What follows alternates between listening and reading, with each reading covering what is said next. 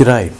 I saw an interesting video this morning which is a marketing piece which was provided by CommonSure, and CommonSure is owned by Commonwealth Bank, and CommonSure is the life insurance wing of that business. So they're putting some interesting stats together that I thought were very interesting. So some of the stats that really stood out for me is that 83% of people insure their car. So the motor vehicles that they've got, 83% of people insure that. And as we know, our older cars are generally not worth much, somewhere between $5,000 and up to $25,000, and obviously there's more expensive cars out there, of course, but our 3 to 5 year old car is probably worth somewhere between $10,000 and $20,000 depending on what it is. So an important asset to insure, as always, but even more importantly, and this is the interesting stat for me, that 31% of people don't insure their income. So we insure our clients' income using income protection. And depending on what job and what age and smoking status you are, depends on how expensive or cheap it is. But yeah, only 31% of people insure their income.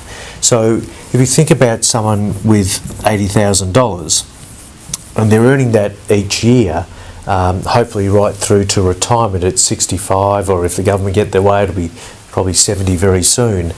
That's a huge amount of money that's yet to be earned for, say, a 30-year-old over the next 30 to 40 years. A huge amount of wealth can be created out of that.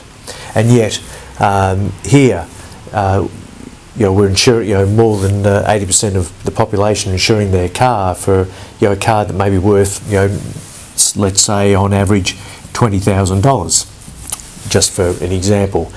So a $20,000 asset, but here over a lifetime, a working lifetime at $80,000, over 10 years that's $800,000. So what's worth insuring more? The $20,000 car, which we recommend you insure, because you might hit the $500,000 Ferrari, or do you insure the $80,000 per year income that you can earn for many years to come and will go up? Now, with income protection, just a quick note, you can insure up to 75% of the income. So obviously you can't insure the full amount, so that's $60,000 you can insure, and that's what can keep the home fires burning. You're paying for your home loan, paying for potentially a car loan, and the expenses and the fun that we have in our lives with our families. So thanks very much for listening. Just thought it was an interesting observation.